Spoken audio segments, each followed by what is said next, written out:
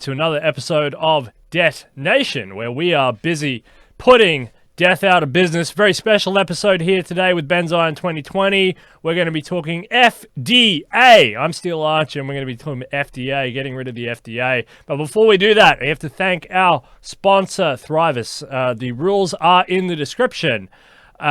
Free Thrivous for anyone who follows those rules. It goes from $5 all the way up to $160. It's going to be fantastic. As you saw, Jason Mallory, getting some Thrivous, buying some Thrivous and really, really loving that sort of stuff. So if you're in isolation, get some Thrivous and get your brain popping. You might have a much better time. Thanks also to I Am Transhuman, David Kelly, releasing new articles all the time on that website. That's really great to see. And we are working on getting Denora Delphine's Immortalist magazine over here to give her a hand. She's doing great work. I'm really enjoying what Denora is doing. All right, Benzion 2020, it's good to see you. How are you, sir? How you been? Good to see you, sir. Pretty good. I'm excited about this upcoming, ongoing vote within the United States Transhumanist-Party. We're having a platform plank vote, 21 questions and some riders to some of those questions. You know, at the top of the show, we like to say that we're putting death out of business. And this show today, we're talking about abolishing the Food and Drug Administration and replacing it with something that is truly designed to put death out of business. That's the business that we're in the United States Transhumanist Party, Steel. I know that's the business that you're in, and that's the business that our listeners are in. That's what we're going to do. A universal super longevity is something we must fight for. It's something we must build and strategize for, and this initiative is precisely that. Absolutely, Benzion. I kind of feel like John Lennon, you know, every now and again with this mission that we're on to put death out of business. Really enjoy it. And you know, Ben, I bought something special. I knew that we were going to do the FDA special, so I bought something more valuable than the FDA. I got some toilet paper here. This is more valuable than the FDA is right now. So, you know, this, if you want to vote toilet paper. Get rid of that. But, you know, seriously, it's so true. The FDA is such a horrible entity, and you know it's just a big bureaucratic arm that's destroying lives. And you know, I had Dr. Bill Andrews on here, and I don't repeat what he said, because if you want to see what he said about the FDA, you can go back and you can hear those words. I don't dare repeat it, but you know, Dr. Bill Andrews, he's a really busy putting death out of business, shortening telomerase and telomeres, to put aging out of business in a way. And, you know, he had some really harsh words to say on the FDA. So I'm sure he'd really enjoy this episode of Debt Nation, and also this vote that's coming up for the USTP, at the USTP. You know, we, of course, you know, hopefully everybody's getting out there. Transhumanist-party.org/membership. Sign up and vote today. Sorry, Steel. No, that's fine. Yeah, I've got rid of my toilet paper now. It's all gone now. But you know, it's true. We need to put the FDA in the bin. So let's talk about the history. Let's talk about the FDA. So, what is the FDA? Firstly, what does this acronym even mean, Benzion 2020? Yeah, so this is a Food and Drug Administration. It's a United States agency that's part of the United States Department of Health and Human Services. And it's a safety regulation agency. It regulates all types of foods, dietary supplements, drugs, vaccines, medical products, medical devices, blood products, and other things, including cosmetics. But we're talking, of course, mostly about drugs, vaccines, medical products, and medical devices. These are the areas that we are concerned with. And, you know, a lot of people, if they're looking at the wording of this proposal, they might say, how do we avoid widespread underregulation in doing something like this? And that is an important question. This proposal is not designed to create underregulated products. This proposal is designed to solve other problems and continue with necessary regulations. So some people might look at a proposal to abolish the Food and Drug Administration and say this is extreme. We can't do this. We'll cause a lot of problems. but this proposal is something else entirely. We are going to create a radical life extension administration, and that will allow for the quicker and better and cheaper development of drugs, vaccines, medical products, and medical devices. This is what we must do if we're going to see a universal super longevity in our lifetime.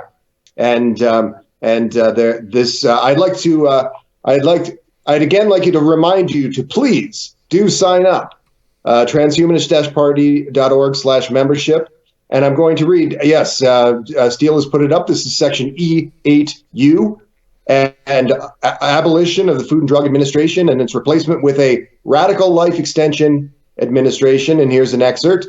Given the extreme delays, bottlenecks, and expenses created by the mandatory approval processes of the Food and Drug Administration, United States Transhumanist Party supports abolishing the FDA and replacing it with a Radical Life Extension Administration, RLEA, whose mandate would be to prioritize the rapid development of potential diseases, treatments, and vaccines, including any potential cures or vaccines for COVID-19, as well as treatments to mitigate and reverse the disease of biological aging, the major risk factor for COVID-19.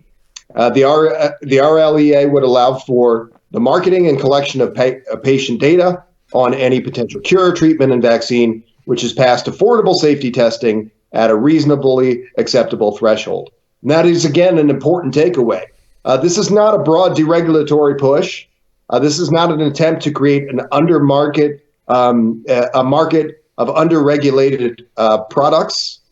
This is an attempt to facilitate the designs of new treatments and new cures. And this is something that has come to light and come into sharp focus in recent weeks. We have a COVID-19 pandemic. The world around, many, many thousands and thousands of people are dying. Many hundreds of thousands of people are infected. It's a terrible situation, and we haven't done enough. And this kind of measure could help prevent these problems in this ongoing concern and in future scenarios of a similar kind.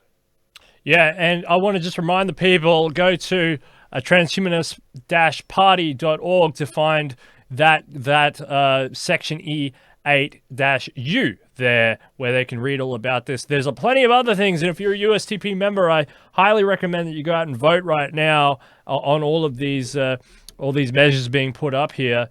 But this one is very interesting.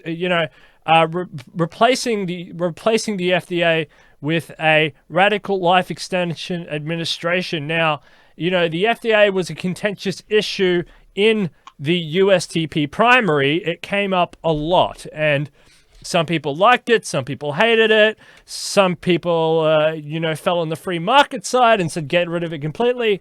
And it's interesting where the United States Transhumanist Party has come out on all of this, and it's simply replacing it with something that's more cognizant of life extension, as opposed to, which means a streamlining of processes, as opposed to abolition.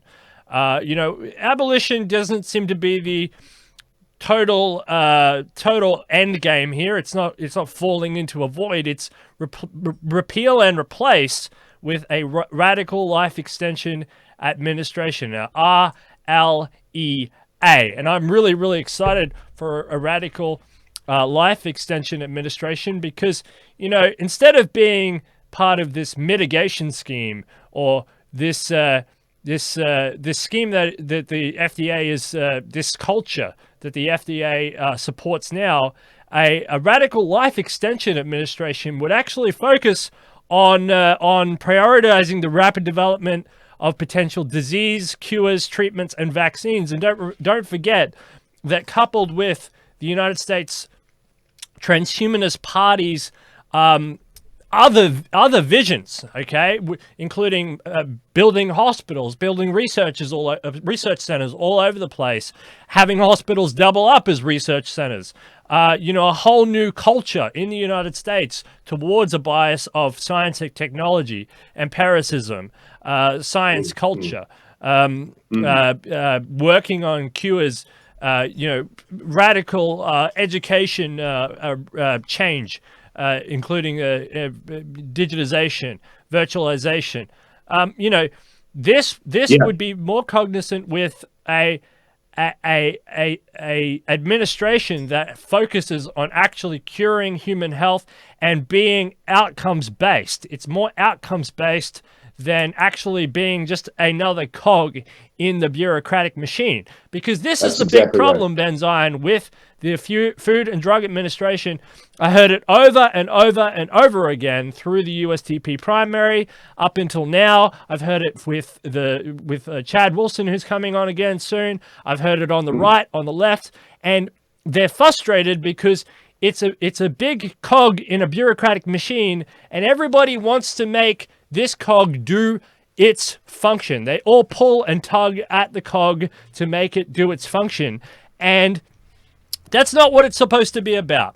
What the American people want and deserve is something that actually, instead of just acting as a cog in a wheel, they actually want something that's a driver of innovation, that actually supports outcomes. Outcomes. And that's what this radical life extension administration would be pushing for in a massive way. COVID-19, not even a talking point in the future. Not even, we wouldn't even be addressing human health outcomes or health predicaments, because they would all be put, your investment in something like this means that those future crises that are coming around the corner are mitigated against, because things like aging would finally be integrated into the actual psyche of these departments and the corporations and the patent industry and everything else that would come spinning off this mechanism of creation.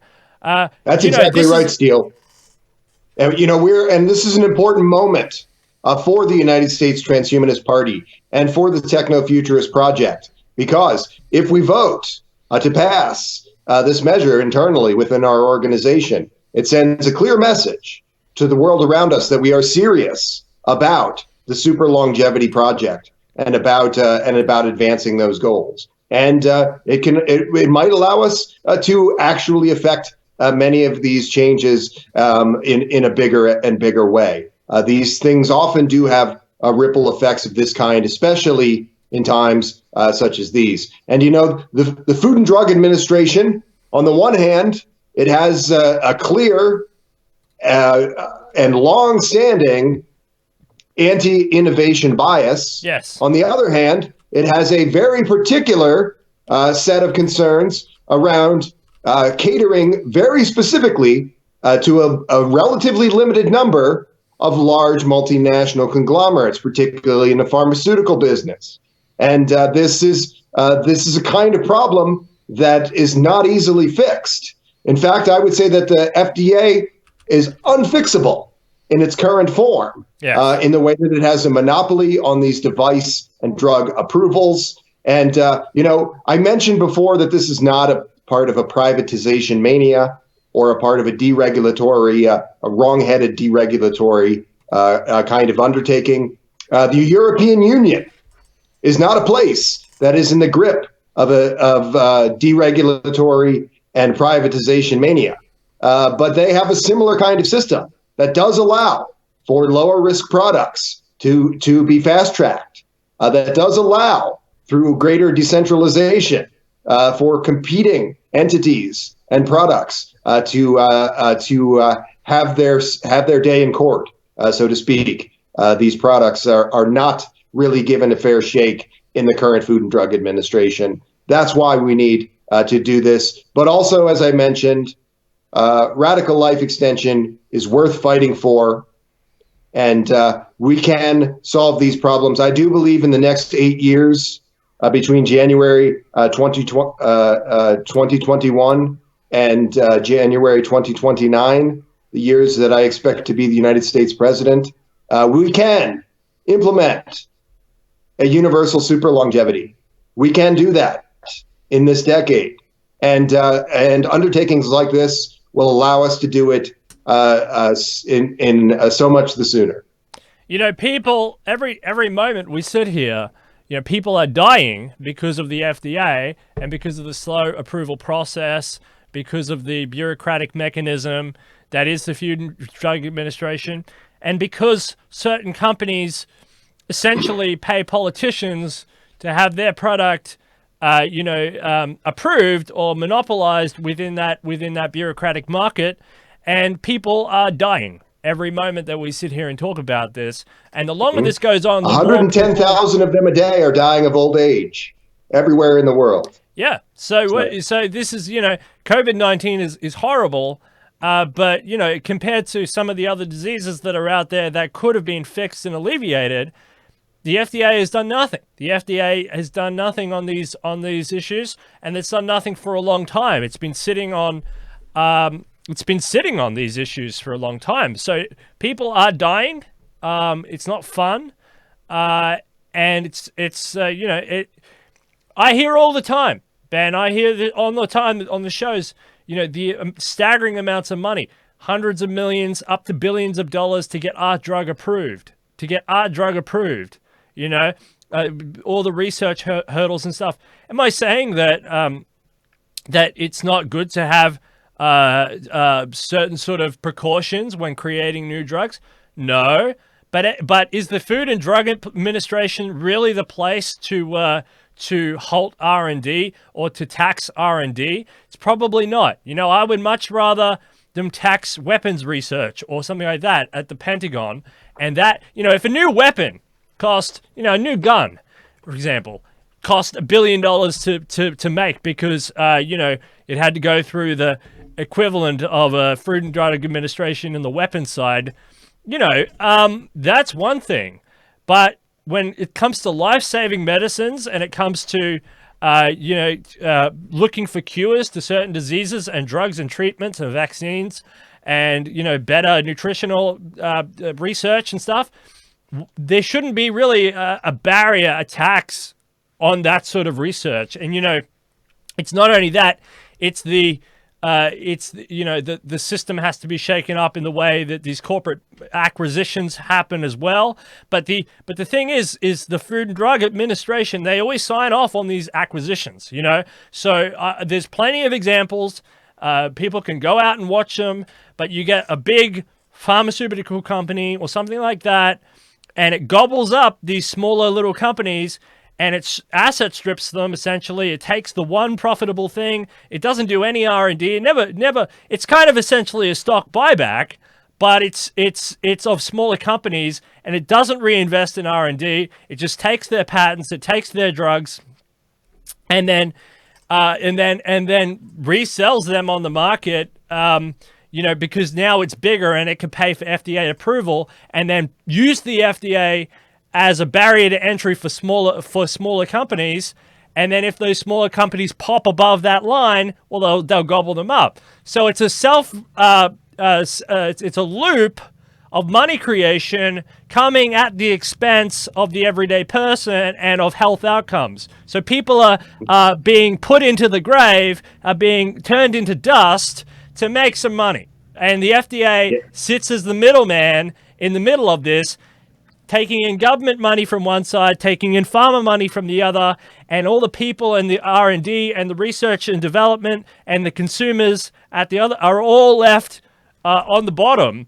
And because it's not outcomes driven, it's a profit driven from the corporate side and it's bureaucracy driven from the other side. And these two link with each other and talk to each other and reinforce this pincer arrangement, and you can squeeze more money out, squeeze the money out of the, and you end up with the mess like you do in the United States, where if you go to the hospital, and it's not, that's a bit of a different issue with the health insurance and all that, but you're not supposed to mortgage your house. It's not supposed to happen. You're not supposed to mortgage your house when you go to the hospital with a pinky toe that you broke at work. It's not supposed to happen. I know that's a slightly different arrangement, but it's also not a slightly different arrangement because the medical care that these hospitals provide is actually a lot less developed because of this system that we're talking about. You see, the medical care should be in the 22nd, 23rd, 24th century by now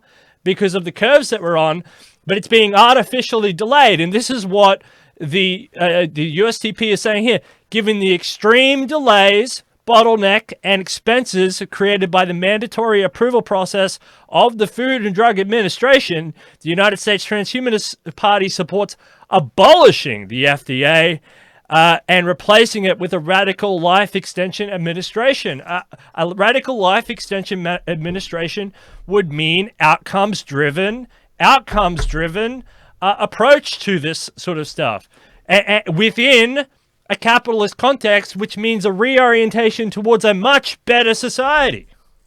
Yes, indeed.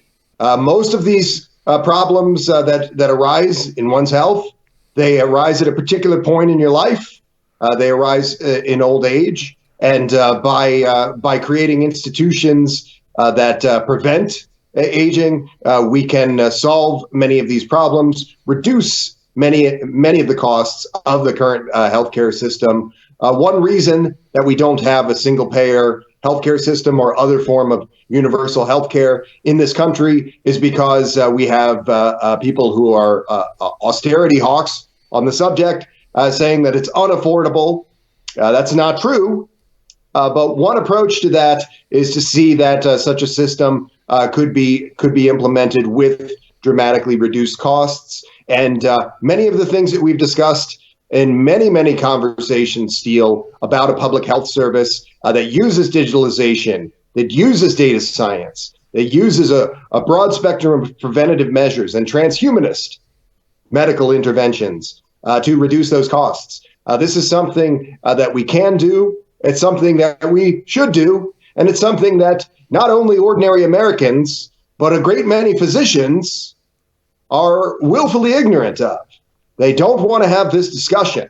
And we need to bring this discussion into the front of their minds. We need to make them consider it. And one way to do that is by an undertaking like this, saying that we want to get rid of the Food and Drug Administration and replace it with a radical life extension administration. It forces people to consider these blind spots that they have. And, you were mentioning a few moments ago problems with some kinds of glad handing and graft between the Food and Drug Administration and other agencies. And again, I'll reiterate that I personally, and I don't think anyone in the officership of the United States Transhumanist Party, is wanting to remove the FDA to create a dangerous situation, to create an unregulated set of markets. And there are regulations, and there are unseemly relationships that do need to continue to be addressed and would be addressed far better under a radical life extension administration. I'd like to read a quote for you from the Associate Director of the FDA's Office of Drug Safety, Dr. David Graham. He worked for the FDA. And he said, the FDA is inherently biased in favor of the pharmaceutical industry. It views industry as its client, whose interests it must represent and advance. It views its primary mission as approving as many of those drugs as it can, regardless of whether the drugs are safe or needed. So if a product is coming from their client, it gets rubber stamped. If a product is coming from other channels, it is largely ignored or stalled. This is not the way that an agency like this should operate. And we should say again that the Food and Drug Administration's European counterpart does operate on these better principles in many respects, and so, as would the Radical Life Extension Administration. It reminds me. The value of this stuff is going up compared to the FDA. The value of toilet paper is going up compared to the FDA. If they consider the pharmaceutical industry, which is also toilet paper, this stuff, it's beautiful. Maybe the people are right. Maybe they're right to be hoarding this stuff. I don't know. Why are they hoarding this stuff? Maybe it's because the Food and Drug Administration and the big pharma companies suck. That's why. But if they do view them as a client, which would make sense in this system, Ben, they're supposed to be, the government is supposed to be a middle person based on law. Okay? Yes, based exactly. on law. Law is supposed to be, and you hear this propaganda in the United States all the time. They say law is the great equalizer. How do we know this? Listen, dear peasants, I'll tell you how the law is the great equalizer. Because when we drive on the road, We all have to drive at the same speed limit. And that's how they justify the law being the same. And all these college students go, yeah, the law is the great equalizer because of the road speed. No, these people are ridiculous. This is the propaganda. This is the stupid stuff that people don't understand. They don't understand how the government works. They don't understand how corporations work and their incentives.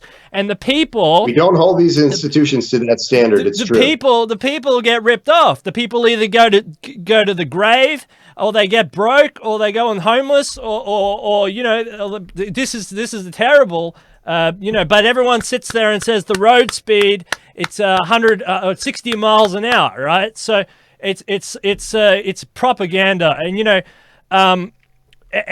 what the FDA is supposed to do, it's supposed to sit there as a middle person. It's supposed to have incoming feed and say yes, no, yes, no to different proposals that come at it. That's all it's supposed to do. Is this safe for public consumption or not? Is this safe to put into the marketplace for the consumer?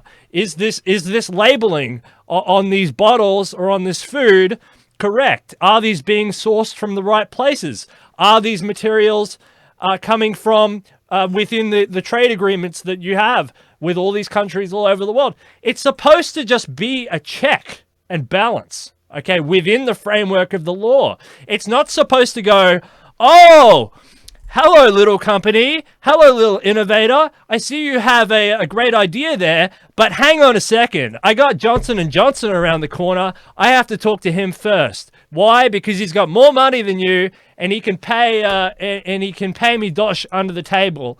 This is not how it's supposed to work. That is the high definition of treason and corruption. If this is, and the corporates on those other side, Johnson & Johnson and a whole bunch of the other big pharma, there's plenty of examples out there.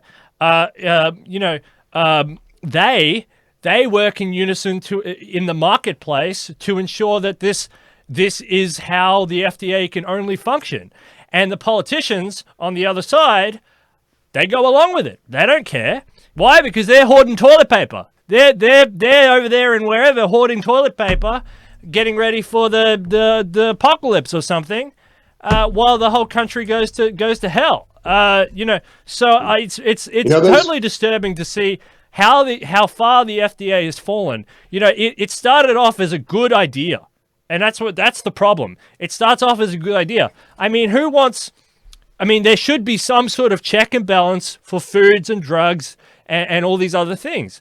But when you fall to a level where you explain in that quote so beautifully from the person, whoever that was, who was an insider, saying that they treat Big Pharma like their client. Now that is a falling on an epic scale. Yes, and a lot of people, when they look at that relationship, they say, well, Zion, the United States has been one of the best over the decades for developing these new products. But I was struck by what you said, Steele, that we should already be well into the 22nd century. We should be well ahead of where we are. And that is owing to these untoward relationships and the doing the wrong thing in almost all of these instances, doing the wrong thing with respect to this relationship to these large lobbies, particularly the pharmaceutical industry.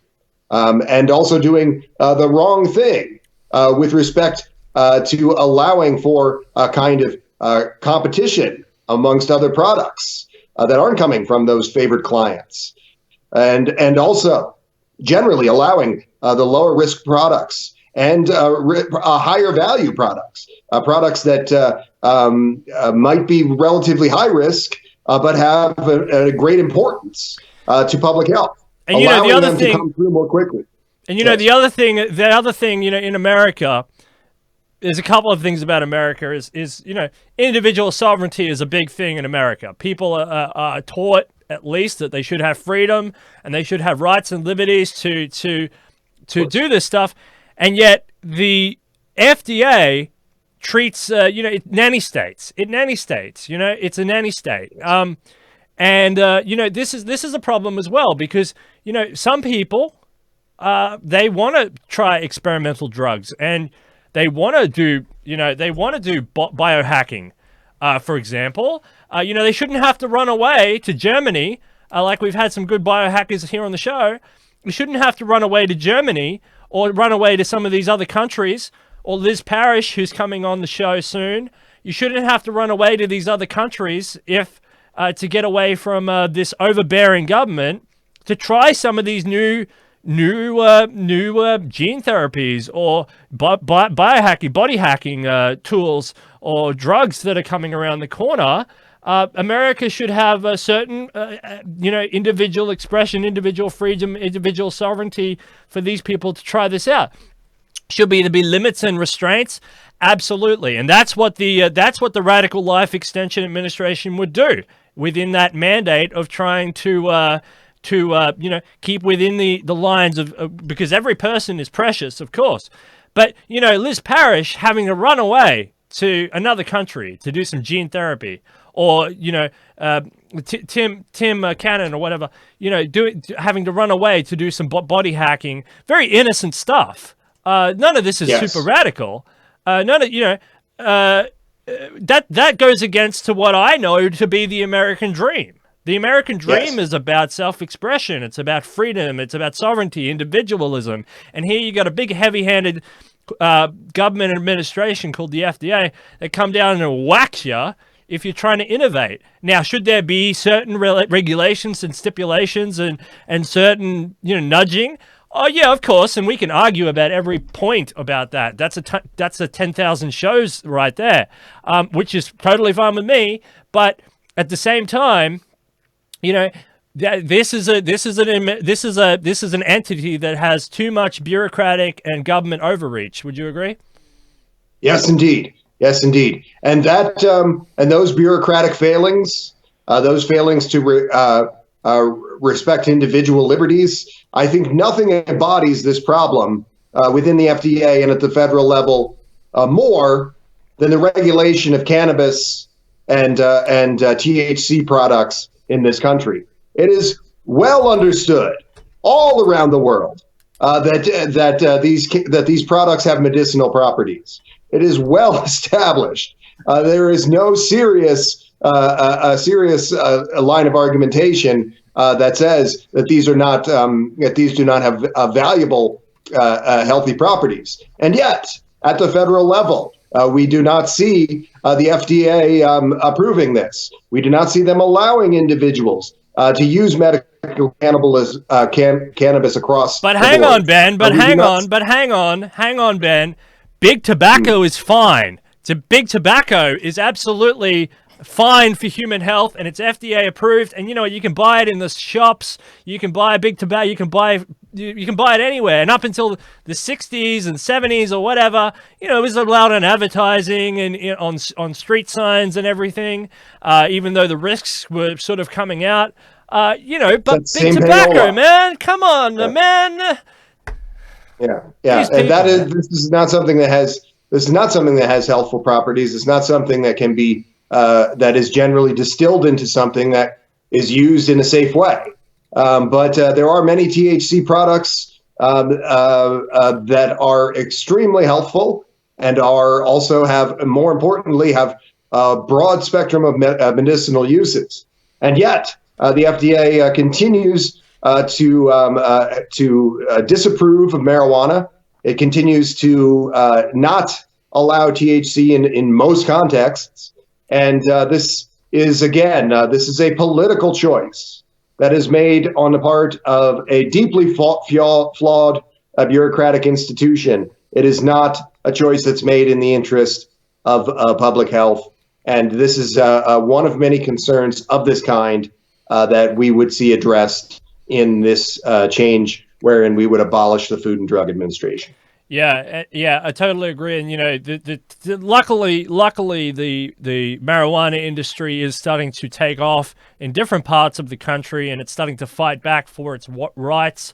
I totally agree with this notion. And this is something picked up by the extreme left and by the extreme right. The libertarians have been complaining about this forever, and so has the left. But they both see this as a problem with individual sovereignty, and it's been nibbling away, and the consensus is fracturing on the marijuana front, which has been really great to see, actually, because not that many issues have arisen in Colorado. I mean, I'm not looking at it. I'm not looking at terrible statistics coming out of Colorado because of the increased use of marijuana, legal use at least.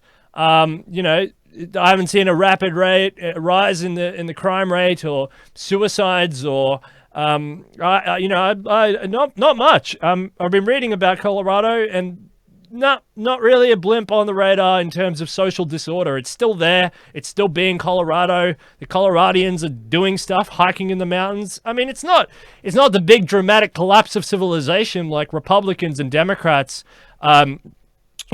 always pretend the marijuana industry to be. No, indeed. I tell you what is, though, the tobacco industry has been part of that collapse. Yes, that's true. And like many things in the organization of U.S. Civil society, we are held hostage by a small number of social conservatives who are able to foist their views onto the larger society. And this is in evidence in many ways in the Trump administration. It's in evidence in many ways in the way that the Republican and Democratic parties are operating. And 84% of Americans, according to a Hill-Harris-X poll, 84% of Americans are in favor of the full legalization of marijuana. An even higher number in favor, something well into the 90s, in favor of medical marijuana. And this is not a controversial position. It's not a position of extremists. It's a position overwhelmingly of the United States people. And like so many issues besides, it is one where the will of the people is ignored in favor of the interests of a few special folks, be they the representatives of these large concerns that we've talked about, or social conservatives with very devious agendas that undermine the best outcomes for the public. and the idea about this radical life extension administration is so beautiful. It's so wonderful because it really changes the psychology and the framework of how people think about treating potential diseases, advocating for treatments and vaccines. And Ben Zion, we live in the COVID-19 world right now, where the whole economy, the whole world is stressed to its head because it wants a vaccine or it wants a drug cure to this COVID-19 idea. But again, with the FDA, even on this super rushed time frame, where the whole world economy hangs on the edge, they're saying 12 months. With the huge amount of innovation, and we know a lot of that innovation, and there's a lot more out there.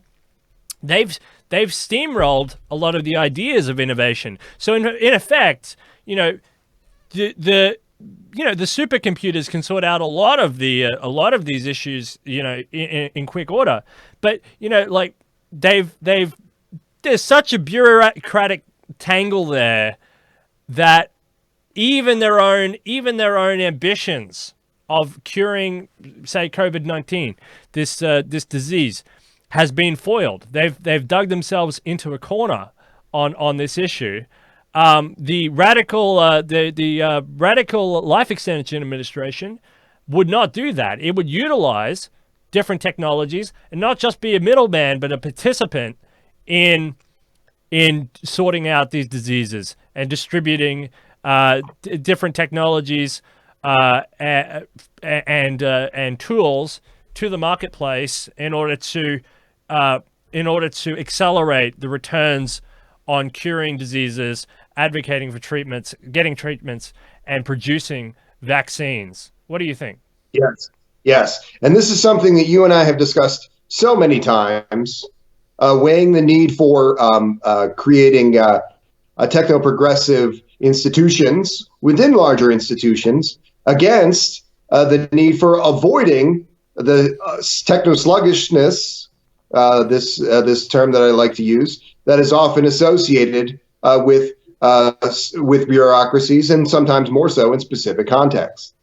And this is one of those contexts. This is a perfect test case for the assessment of these two differing values and best approaches to walking a line, to seeing that both of those interests are served. We want to see that the public health interest is served. That is first and foremost. And that is not something that exists in the Food and Drug Administration at present. And a dramatic shift in the Food and Drug Administration would be a great advertising campaign to wake up the world. If America suddenly dissolved its Food and Drug Administration and changed it to the Radical Life Extension Administration, this would be a great advertising campaign to the world to say that America is finally serious about curing aging, which means America is finally serious about getting rid of diseases. Because until you start to tackle the idea of aging, you're not really serious about curing diseases. And, only a change to the Radical Life Administration would actually put that on the plate of ideas. You can't be serious about curing diseases unless you're serious about curing aging. And the Radical Life Extension Administration would put curing aging right at the heart of what it does, which means actually now you're on the path to curing a lot of the diseases. A lot of the diseases that we have today, whether they be viruses like this COVID-19 or cancers or something, there's so many. We can tackle these. These are in the future. If we get our way, they'll be tackled. We can tackle these in a few years. But even on the really slow, hard, arduous journey that these bureaucrats decide to put us through, these silly processes and bureaucratic fumbles and systems that they put before us, and the roadblocks, these are still we can still tackle some of these diseases in the next 10, 20, 30, 40 years and eliminate a lot of diseases. We are on the curve of eliminating a lot of diseases, but until an agency like the Food and Drug Administration, hopefully the Radical Life Extension Administration, puts aging at the center, they're not serious. It's not serious. It's not serious at all, because it's a money-making middleman. Yes, indeed. Yes. And thinking about this problem and trying to solve this problem in the best way, not allowing these mental blocks and this sort of willful ignorance that we described not only in the public, but amongst many medical professionals, less so every passing year. But thinking about these problems is how we solve this problem.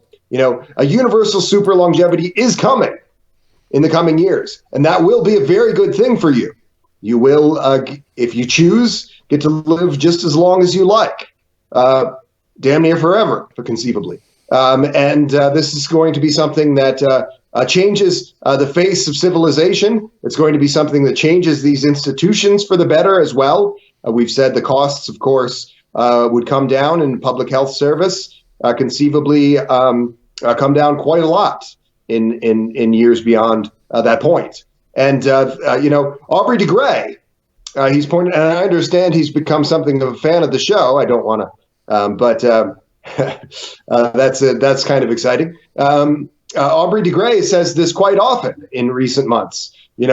We have the research organizations, we have the scientists and the doctors on our side doing this good work to end the disease of aging and death.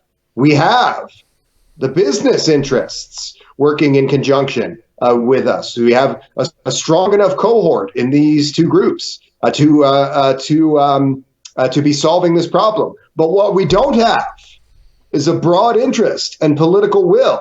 We don't have the politicians. We don't have the public figures who are taking an active interest in solving this problem. And that, folks, is the difference between you getting this and your loved ones getting this coveted thing, a universal super longevity, or not.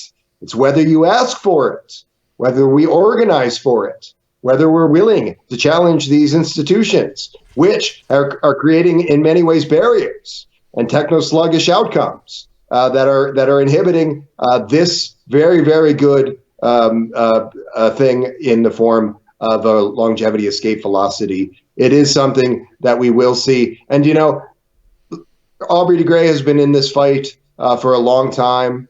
We know other people who have been in this fight for a long time in other ways, like Jim Stroll, the organizer of RadFest. I have admitted on this program and others that I was not a longevity advocate of the highest order until after this CRISPR era, when some of these technologies began to develop at a quicker and quicker pace, when this started to look something a little bit less like science fiction. And that is true in this post-CRISPR era. What Aubrey de Grey says about researchers and scientists being able to do this work, and businesses being able to develop this work, that was very, very true toward the latter part of the aughts and up until, and increasingly true throughout the teens and now.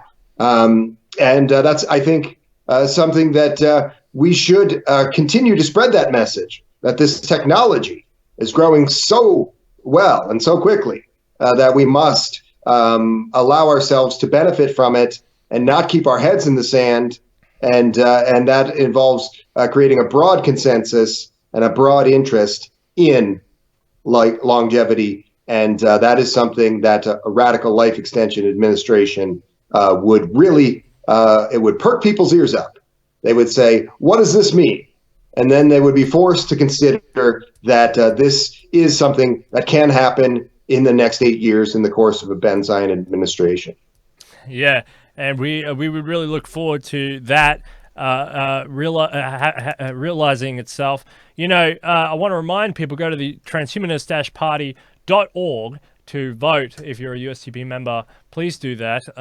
We really appreciate that. But yes, and the FDA, rename it and restructure it to be more fair, equitable, and more of an entity aligned with actual outcomes. That actual outcomes of curing diseases, of creating treatments and vaccines, and working and integrating with the actual marketplace. There are a ton of laboratories, small companies, small cap companies.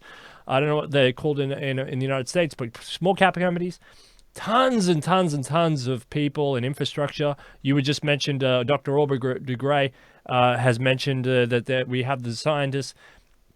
Of course, thank you very much, Zoltan Itzvan, for all your hard work in over the years in trying to showcase this, launching the United States Transhumanist Party, running for president, doing the immortality bus. I mean, this is people trying to cry out to the wilderness, to the population, to say there's things happening that can benefit you and your family and your loved ones, and if you ignore it, you are going to be living in a COVID-19 psychological state your whole life. Okay, you're going to be living in that state your whole life, because when COVID-19 goes away, you're not going to get any healthier. You're going to get older. So your life extent, your ability to live a happy, healthy life decreases every single year. So why don't you want to invest in a mitigation strategy so that as you get older, you can actually kind of get healthier, or at least mitigate the effects of getting unhealthy? Because it does come down to some personal choice. You eat better, do exercise, do the vitamin things, do all the things that you do to have a happy life. But in our day and age, people get cancer all the time. People get sun cancers and cancer and brain tumors, and you get bitten by a mosquito and you're going to get a crazy disease. There are so many, you cut your foot, so there are so many ways you can become ill accidentally, And if you don't have a mitigation strategy, if you're not rich, you're going to be out there on the street because these guys are going to rip you off, and you're not going to have an organization that cares. You're going to have to fight your way through a bureaucratic morass, and that's your future as it is at present.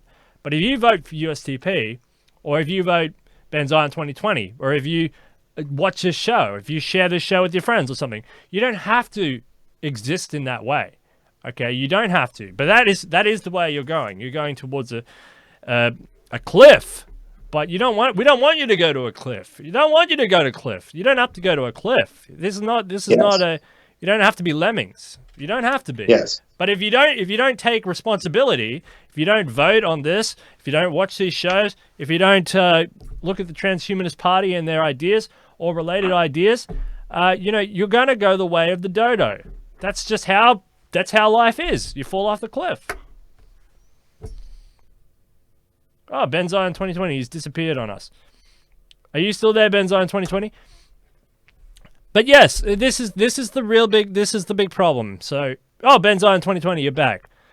Yes, I do apologize there. No, that's okay. But people need to wake up, and they need to care about their own lives and the people around them, right? If they don't, this is going to be a huge issue we're going to have to deal with, and eventually it'll take you towards disaster. Yes, indeed. Yes. And I'm reminded of just yesterday, I was at a virtual event. I thank the Foresight Institute for continuing to put on these events, even in these uncertain times. I was at a virtual event where we were organizing with other folks at the event to present. And we were presenting something on this very subject. And in the introductions to those presentations, we all said a word or two about ourselves. And overwhelmingly, these many participants in this event, they identified as life extensionists. So many have identified as life extensionists at this more garden variety think tank event. It was not an event for life extensionists. It's not. It's an event. An entity of this kind might tend to regard life extension as a little bit further left field than much of what they work on. But overwhelmingly, these participants were identifying themselves as life extensionists, so much so that the MC of that event, the central organizer of that event, Alison Dewittman, she said, "This is really surprising that so many people are speaking openly about their interest in life extension." And I think that, and she expressed some personal interest and solidarity there as well. And it was really a powerful moment, I think, that to see so many folks willing to put themselves out there in that way. And that's something that we're seeing in this COVID-19 world, is that many people are feeling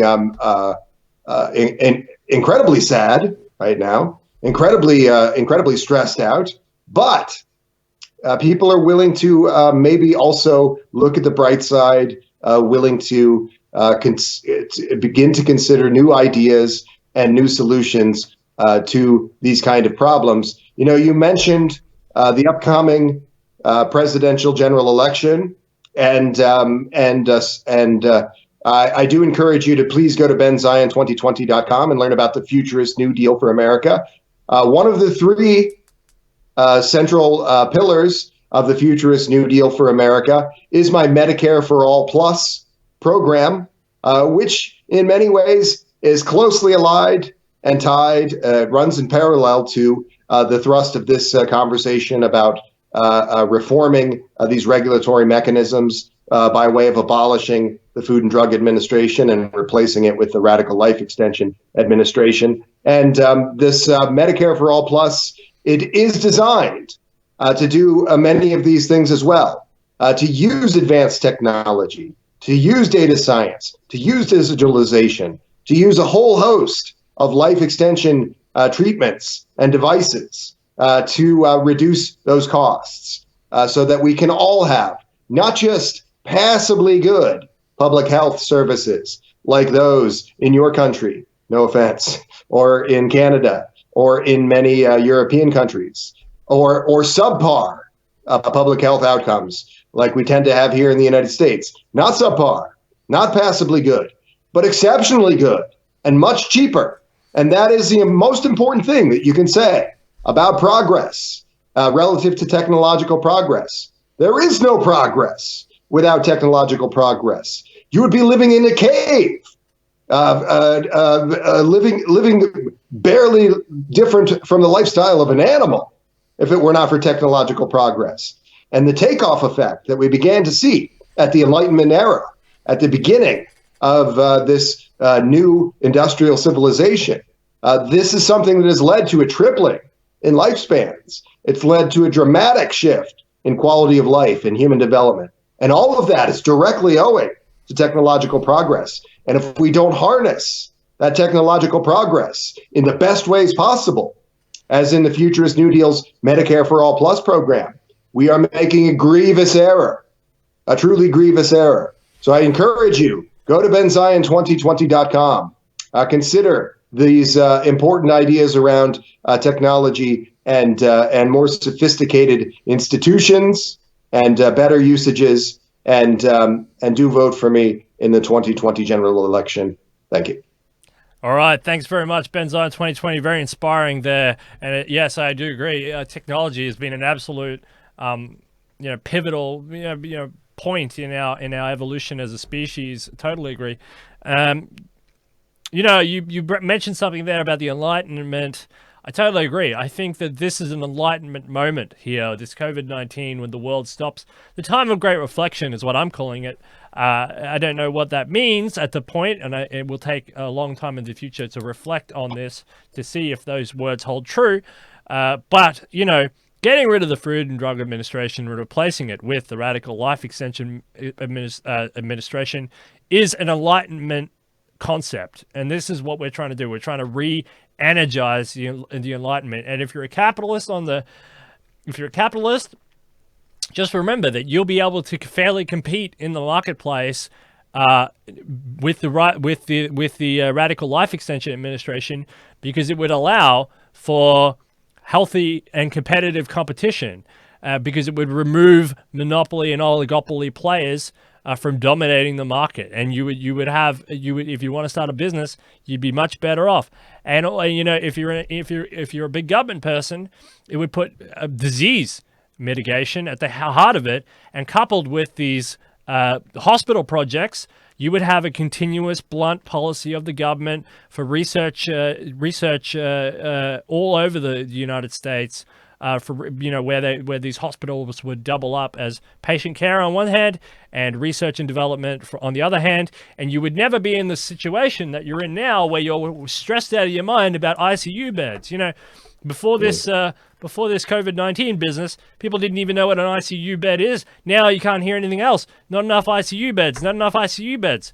Well, we told you so. I mean, this is just what we told you so moment.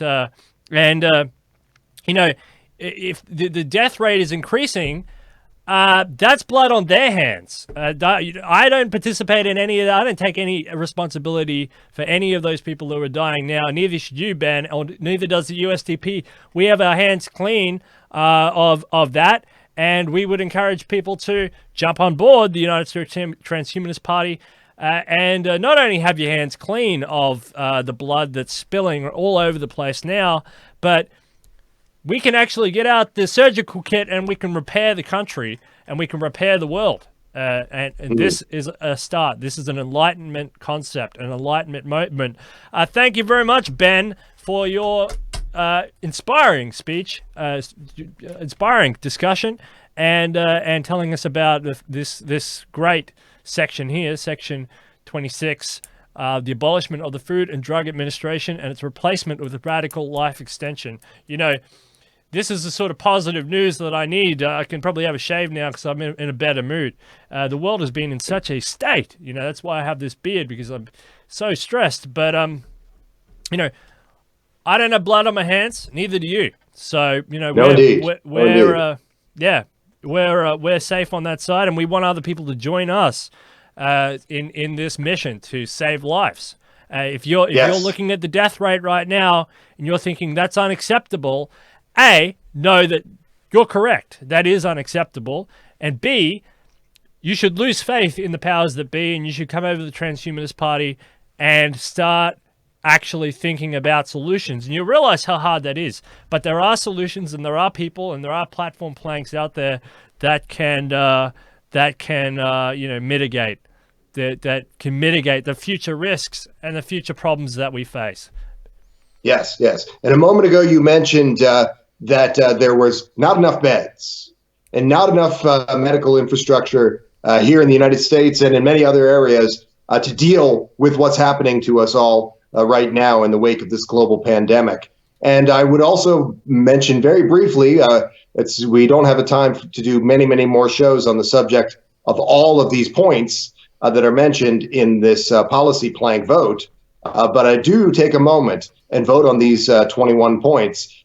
Some of these points deal with this concern: the rapid construction of permanent hospitals and other undertakings for the deployment of these infrastructure and resources in this situation. You know, it's been remarked that in the Middle Ages, it was cheaper to buy a human being than it was to buy a horse. And in many respects, we still live in that cold-hearted, horse-flesh world. We still live in a world that does not value human life, does not create institutions, does not allocate resources to the valuation of human life and the protection of human life. And that travesty has come into sharp focus in the events of recent weeks with this global pandemic. And this is why we must support the United States Transhumanist Party. We must involve ourselves in the conversation by participating in this vote and by so many other mechanisms at this crucial time. We have to do better as a civilization, and that starts with all of us. That starts with making better choices. That starts with becoming better informed and staying mentally sharp in these trying times. And we have to do all of that for the sake of ourselves and our fellow man. Thank you.